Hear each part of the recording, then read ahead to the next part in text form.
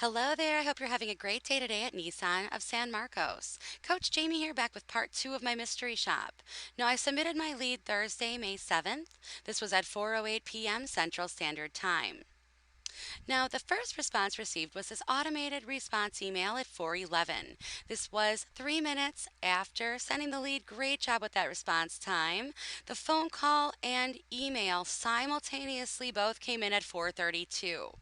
So, due to this, I did coach the email as though it came prior to that conversation with the customer. You also mentioned on the phone call that you had sent an email.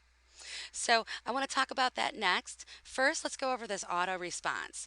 Now, remember, we don't typically recommend these. If you are to send them, though, you did a really nice job with this. It was received in my inbox. It does appear to be personal. You do reference the customer by their name. You also include a signature file, which is complete. Phenomenal job. My only suggestion is to remove this last name and just refer to the customer, Dear Adrienne. Again, great response time here. You also attempt to elicit a response from your customer. Phenomenal job with that. In addition, we also build that great value. And the only other thing I want to make mention of here, I did give you credit for that complete signature file, but I would like to see that link back to your website included in the file as well. No spelling or grammatical errors, so nice job. For the phone call, listen to the audio portion of this shop for all of my scoring comments. Great tone maintained, though. You were a pleasure to speak with. We just want to be sure that we're incorporating that script into the calls. Remember, the goal is to set an appointment, so do so with authority. Now, the next email that was received, this was the personal email that was referenced on the phone call. The first thing I want to make mention of here, though, is that the first two paragraphs of this email and that automated response email, if we come back and take a look at that one here, are essentially the same. So, as a customer receiving this, this would be very detectable to me as a template. We want to try to edit that a little bit. Remember, we want the customer to think that you took the time to type them up a personal email. Now, the goal is actually to send that follow up email after the phone call ends. You want to thank the customer for taking the time to speak with you, acknowledge that phone call, and personalize it. So, you want to continue to build on that great relationship and rapport that was begun on that call. Confirm the next steps with them, build that value. What we're looking at here is an email that was received prior to the conversation. And remember, the only time we should be sending that email before the call is if you've already tried to reach your customer by phone first. Now, it was received in my inbox. For the subject, though, I would like you to work on this. We want this to be clearly defined.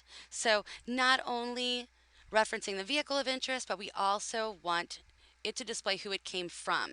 Keep in mind that customers may be shopping for an Altima and might send several requests to different dealerships on an Altima. So, you want to be sure that your dealership's name stands out here. In addition to that, we also want to validate the customer's choice in a vehicle with those positive words. So include it's a great vehicle or excellent choice. You do a nice job offering information on that specific vehicle, though. And you also offer alternative vehicle options along with that alternative pricing. So great job with that. Something else we want to include in this email, though, is we want to touch on the question asked in the lead.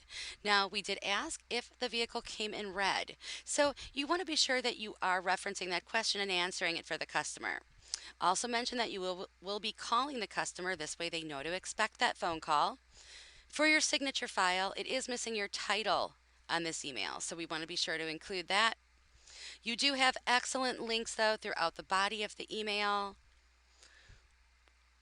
In addition to all of the great value that I did point out, you also mention as well that you're willing to meet and beat the competition's pricing. So, excellent job there. Implement that onto your phone call as well. No spelling or grammatical errors. So, overall, you did a nice job. You made a great effort. Moving forward, let's be sure to reach out to the customer first by phone, get that appointment, and then send the follow up email, thanking them for their time and confirming the next steps. Your secret code today is May, like the month, MAY. Let's continue to make May a great month and keep practicing all of our techniques.